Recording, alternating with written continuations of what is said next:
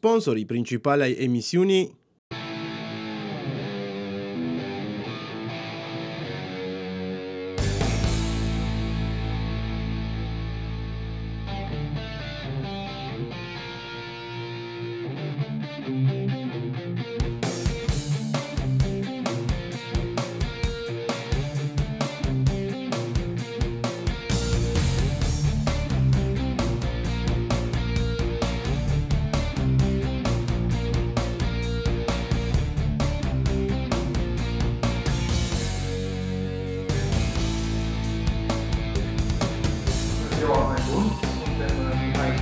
Și împreună vă vom prezenta primul sezon al emisiunii Concurs Războiul Minților.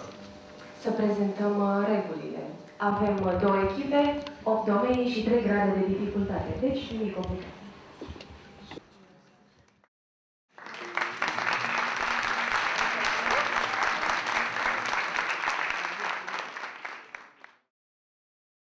Cum ați ajuns la noi? Cu mare drag și cu emoții totodată, pentru că ne gândim la competiție. Vă dați seama că într-un astfel de concurs ne gândim în prealabil cum se va desfășura, modul în care elevii noștri vor reuși să facă față, dar pe de altă parte venim cu bucuria faptului că în sfârșit ne îndreptăm către cultură generală, revenim în matca firească a școlii și a celor cunoștințe pe care oricare dintre noi ar fi bine să le dobândim. Bună dimineața, mă scuzați. Întrebare, cum vă simțiți? Foarte bine. Sunteți pregătită de concurs? Eu nu sunt participant, sunt voluntar. Atunci ești pregătită să... De ce se întâmplă aici? Da, de-abia aștept să văd ce se va întâmpla și cu mare drag să ajut dacă este nevoie. Da, avem încredere noi și în echipă, să fie totul bine. A fost drumul puțin mai greu, dar am ajuns și cu gânduri bune și speranțe mari și am încredere în elevii noștri că o să ne reprezinte cu cinste și onoare. Suntem convinși de asta și este o provocare pentru noi și așteptăm să se mai repete această experiență și în anii următori. Îmi place faptul că suntem aici și sunt multe camere și studio, îmi place ideea de televiziune. Nu mă gândesc la concurs, mă gândesc cum să organizez treaba. Da? Taie. Este o oportunitate pentru colegii mei mai mici, pentru că eu mă consider o colegă a lor mai mare. Mi-ar fi plăcut ca atunci când eram elevă să particip la așa un concurs, așa o emisiune. Gradul de dificultate diferă, cred că este nevoie și de un pic de noroc, așa cum e de fapt în viață. Eu sper să se desfășoare toate lucrurile în condiții bune, să fim mulțumiți, deocamdată e ok. Așa, la prima vedere, le urez tuturor participanților succes, să-și pună mintea la contribuție, să meargă ca pe roate.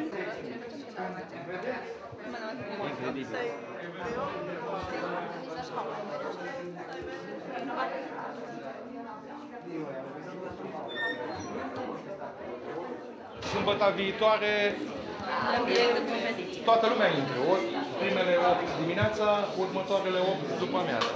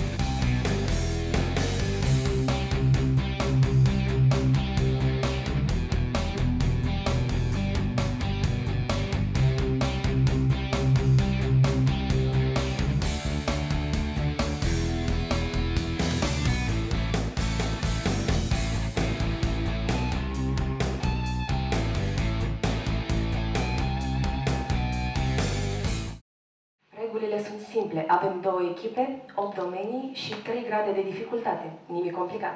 În competiție sunt înscrise 16 licee din județul Mureș, deci război local, dar se trage din toate direcțiile. Mi se pare fain și este o ocazie să dovedim că toate liceele sunt la un nivel aproape egal, cunoștințe generale. Cursul mi se pare că e nici ușor, nici prea greu, dar am învățat și sper că colegii mei vor face tot ce pot ca să câștige și am încredere în ei. Concursul mi se pare foarte interesant și sper să câștigăm și să dăm tot ce putem. Asta e. E bine? Mi s-a părut foarte interesant, este multă emoție. Mi se pare că puțin noroc trebuie să existe și în alegerea domeniilor sau a întrebărilor, dar elevii sunt foarte bine pregătiți și e minunat să te afli între copii inteligenți care cunosc atât de multe lucruri în plus de ceea ce se face la școală și o plăcere să lucrez cu asemenea elevi și îi felicit pe toți cei care sunt aici și au ales să participe la acest concurs. Concursul, într-adevăr, a fost frumos. Colegii noștri s-au descurcat foarte bine și suntem bucuroși pentru că ne-au dat o șansă să mergem și noi pe scenă, în final, în semifinal, de fapt. Foarte frumos și ne place mult organizarea. Ok. Răspuns corect. Deci, încă un punct. Asta a fost prima rundă. Cum a fost? În regulă. Ușor? Și pentru voi? Destul de bine. Dar urmează runda 2, care se punctează cu câte 2 puncte pentru fiecare răspuns corect. Așa că o să fie puțin mai greu, zicem noi. Dar sunteți pregătiți, nu? Dar sunt foarte bine ancorați în realitate și mai ales concentrați. Văd că cel mai important lucru, colaborarea între ei, este perfectă. Mi se pare o idee creativă de dezvoltarea altor domenii, de dezvoltarea inteligenței, dar pe mai multe căi, pentru că în școli nu învățăm atât de multe pe cât învățăm în afara acesteia și mi se pare o idee foarte bună a domnilor care au organizat, pentru că ne ajută pe noi ca oameni și o să avem nevoie în viață, nu se știe când. Mi s-a părut destul de, nu neapărat simplu, dar se zice că a fost bine pe total. Nu mă așteptam la unele întrebări, dar învățăm. Da, cum să nu toată școala știe, ne susțin, chiar au vrut să vină și cu noi unii. Chiar dacă am fost numai rezervă, mi s-a părut foarte distractiv. Mă bucur că au câștigat colegii noștri și că o să avem și noi ocazia să participăm în semifinală. Mi se pare extraordinar. E o modalitate nouă de a valorifica cunoștințele. Și ce pot să spun? Îmi place că este ceva ieșit din comun, că ieșim din monotonie și facem ceva special. Ce părere au cadrele didactice despre acest concurs?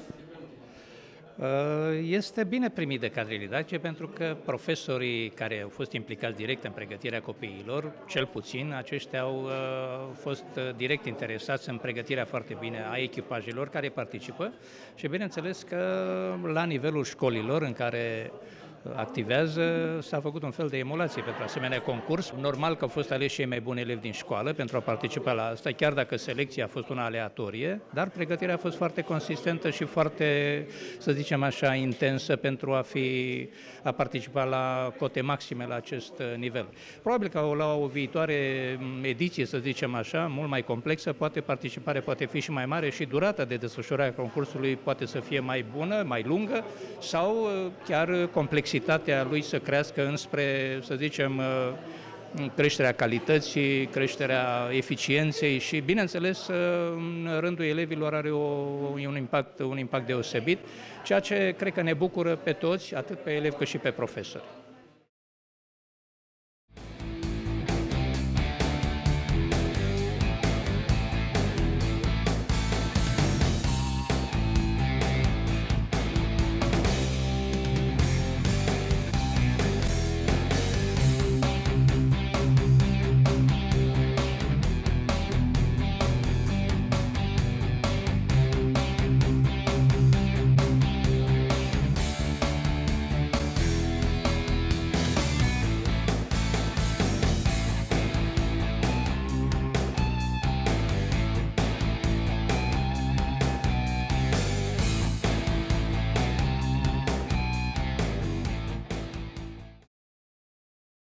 până data viitoare, la revedere! La revedere!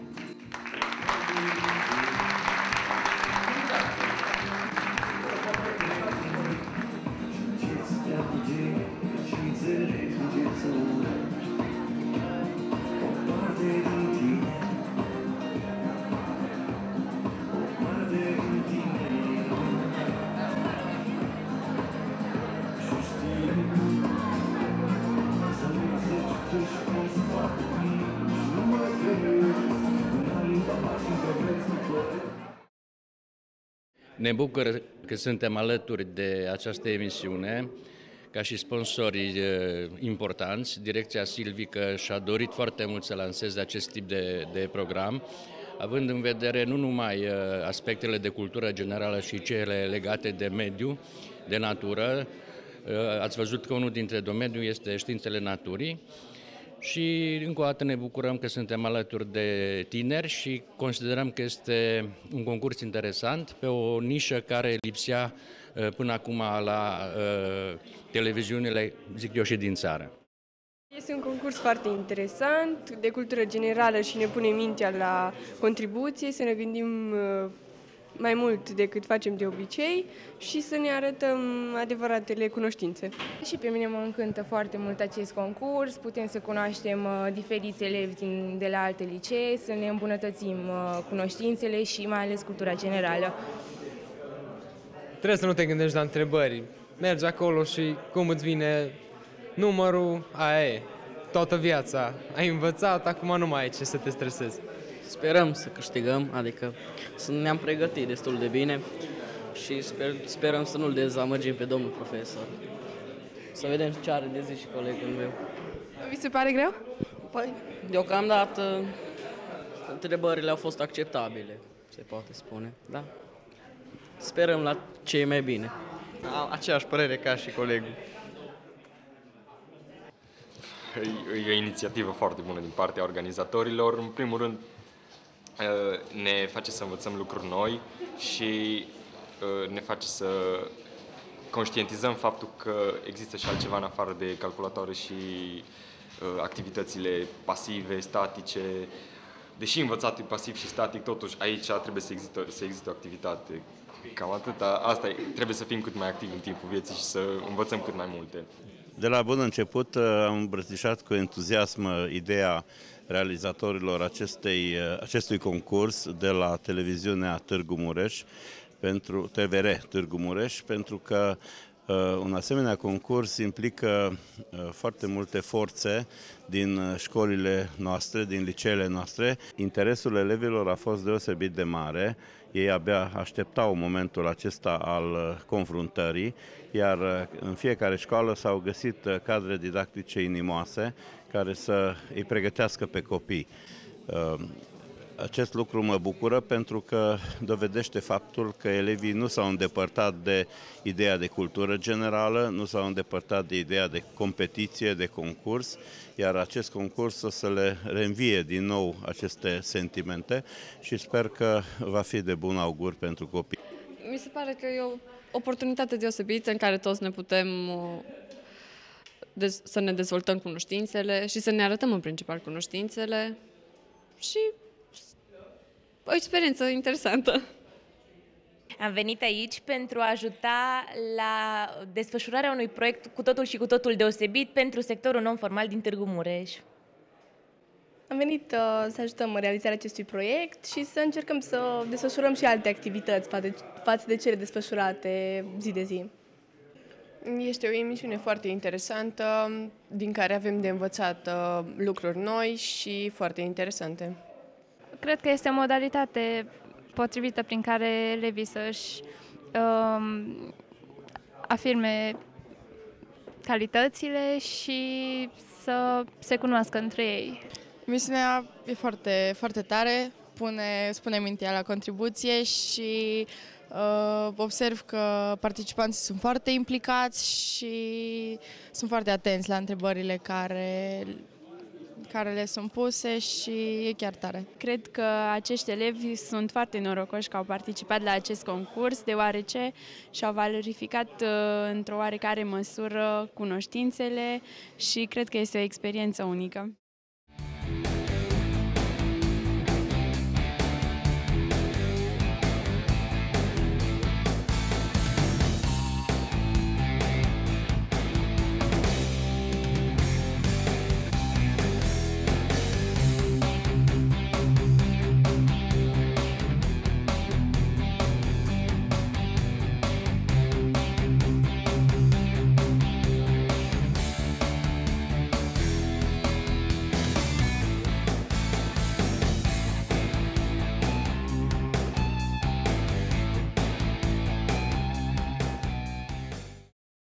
A fost mai greu ca primul meci, dar ne-am descurcat.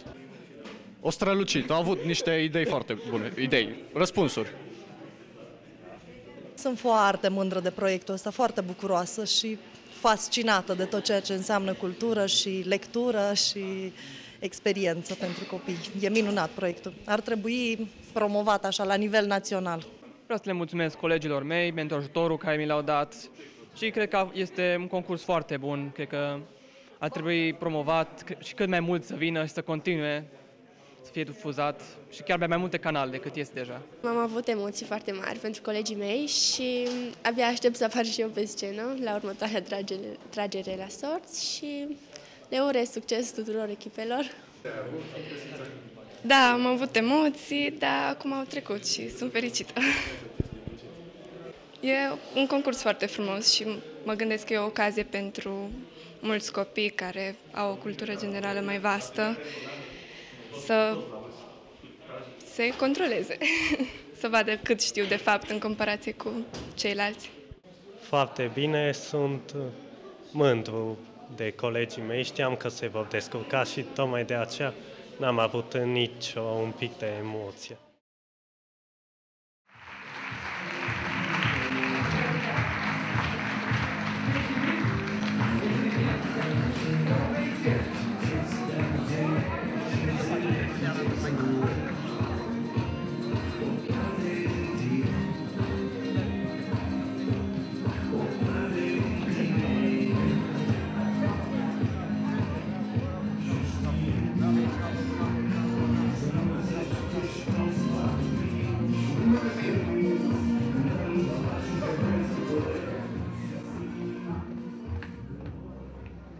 Îmi spune și mie cineva dacă mai suntem în direct?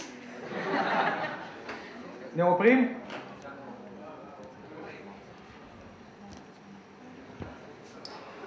Bun. Asta e tot. Mulțumim.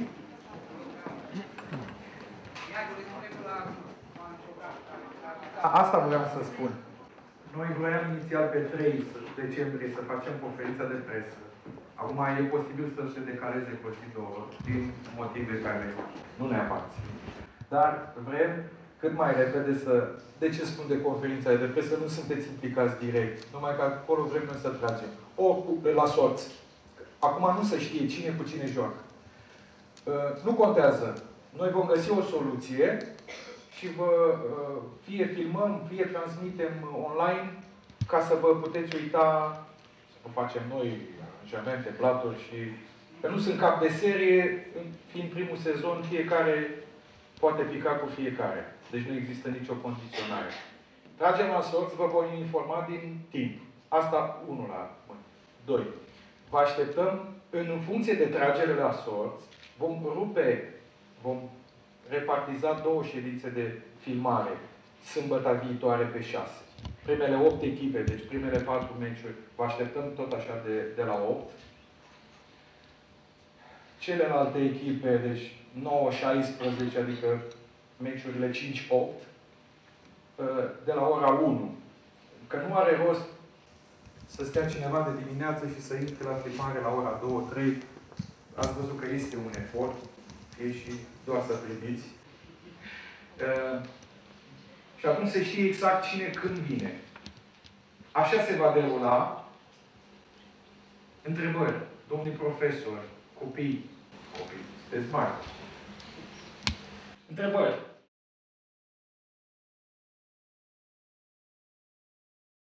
Păi cam la orice concurs, cu emoții, desigur. Nu știm cine are mai multe emoții, copiii sau profesorii. Este a doua emisiune la care participăm, deci a fost o primă etapă, acum suntem la a doua etapă, nu știm dacă mergem mai departe sau nu. Ori mergem, ori nu mergem, ne bucurăm că am fost aici, copiii au învățat ceva și asta este ceva bun, cred eu. Asta este ce trebuie făcut la un concurs, participat și învățat cât mai mult. Personal ne-am pregătit, am încercat să ne informăm cât mai mult posibil, dar avem foarte mari emoții. Sincer, nu știu cât de mult vom reuși să arătăm cât putem și cât am învățat, dar totuși cred că nu e important să avem un rezultat bun aici la emisiune. Cred că e important să rămânem cu ceva din această emisiune, cu ceva ce ne va atinge pe parcursul vieții. Ce părere aveți despre emisiune? O emisiune binevenită pentru tinerii de azi care sunt generația Facebook, o emisiune care îi provoacă să cunoască cât mai multe lucruri din diferite domenii de activitate.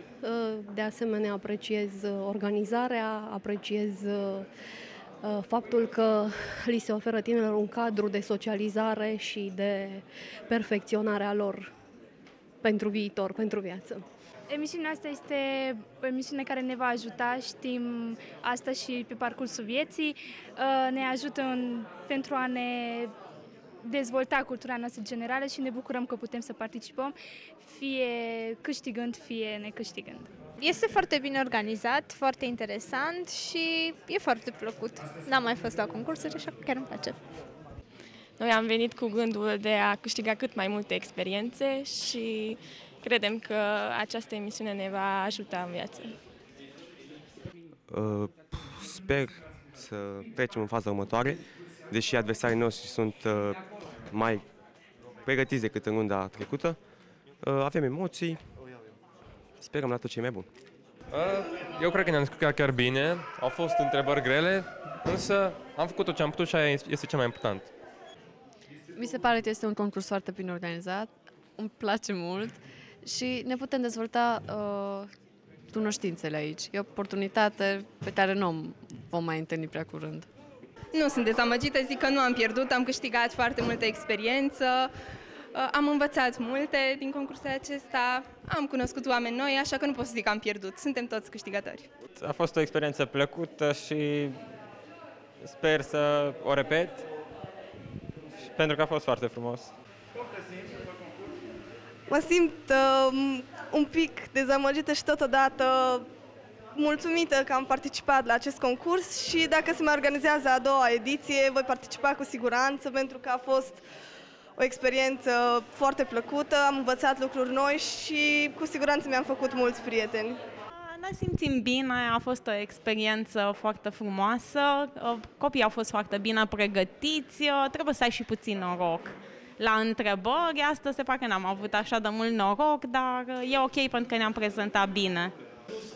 A fost frumos, am avut multe emoții, am fost descurajat la un moment dat, dar nu ne-am oprit și până la urmă am reușit să biruim acest război, acest joc al nostru. Bine, de mâine sau de săptămâna viitoare, că e vacanță, reluăm pregătirile și ne vedem etapa viitoare. Spre deosebire de runda precedentă, astăzi am avut mai mari emoții, presiunea a fost mai mare, stresul puțin mai mare, dar în final mă bucur că elevii noștri s-au calificat în finală, semifinală și să sperăm că vom ajunge și în finală. Au fost puțin dezamăgiți la început pentru un răspuns aproape pueril, să zicem, dar important e că s-au mobilizat și au reușit să treacă acel moment de stres.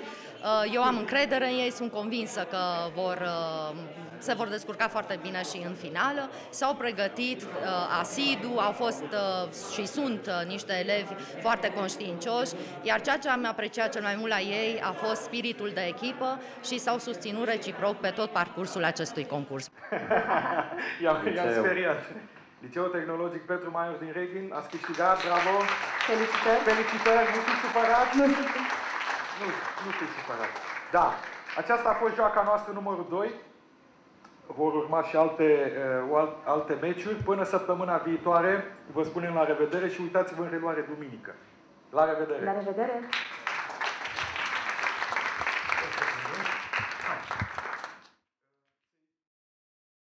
A fost interesant, ce drept emoțiile au fost din belșug. Cu toții am fost pe o muche de cuțit, cred că, dar ne bucurăm în final că am reușit să câștigăm. A fost foarte bine, sunt foarte fericit că am câștigat, deși a fost pe muche de cuțit. Am avut noroc, cum nu cred că o să mai prindem. Foarte bine a fost. Foarte strâns, am câștigat pe muche de cuțit, salvați de clopoțel. Ultima întrebare a făcut meciul. A fost foarte stresant. Speram ca colegii noștri să câștige și într-un final au câștigat și le-am ținut tot timpul pumnii și a fost bine într-un final. Să nu mai fie așa de stresant și așa de strâns meciul, să fie totuși mai bine și totuși să câștigăm. A fost o experiență foarte interesantă, chiar au fost niște emoții foarte mari, dar e bine că ne-am calificat și să vedem ce urmează pe viitor. Sperăm să avem întrebări cât mai ușoare, să ajungem cât mai departe. Au făcut niște greșeli tâmpite. Da. Erau câteva așa simple și din atenție n-au reușit. Hai că sunt trei, îmi pare rău. A fost o experiență deosebită, am fost emoționată și am trăit intens acest meci al elevilor pe care îi coordonez. M-am bucurat că au reușit să promoveze în următoarea etapă, sper să se descurce și în continuare cum a făcut-o și până acum și să aducem bucurie și mândrie orașului Reghin pe care îl reprezentăm în acest concurs. A fost o experiență, cred că unică, și prima televizată, pot să spun. Au fost întrebările așa ușoare, adică dacă eram în public, sigur le știam, dar așa, din cauza emoțiilor, dar a fost foarte bine. Este o experiență unică și sperăm să ne descurcăm la fel de bine și în semifinală și în finală și mulțumim doamnei profesoare că ne-a coordonat și colegilor noștri care ne-au susținut. Din public au fost emoțiile extraordinare, deci noi cred că am avut mai mari emoții ca ei și ne bucurăm că s-au descurcat foarte bine. Păi ce să vă spun, momentan sunt în extaz, o victorie care în ultima vreme nu părea așteptată, adică după parcursul al doilea, celui de-a doua probă, superb oricum. Emoționați acum, suntem fericiți că am câștigat și așteptăm etapa următoare. Foarte bine, să sperăm că o să ne descurcăm și mai bine mai departe. Ne vedem data viitoare, pregătiți-vă! Hai băieți, cum vă simțiți, chiar dacă ați pierdut? Cu toate că am pierdut, nu suntem dezamăgiți și tind să credem că spre viitor vom putea mai bine.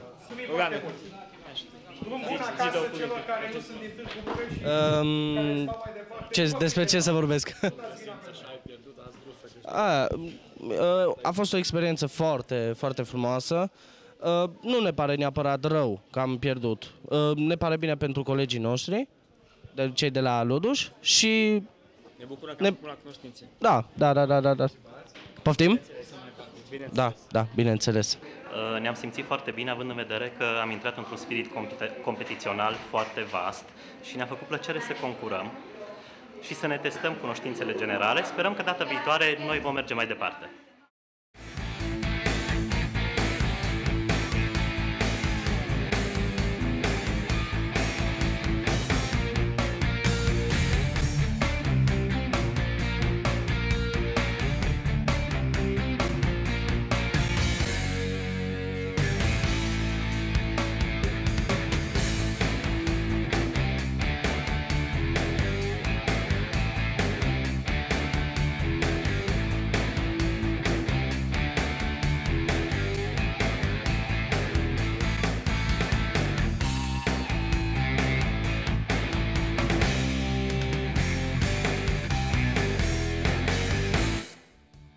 Sponsorii principali ai emisiunii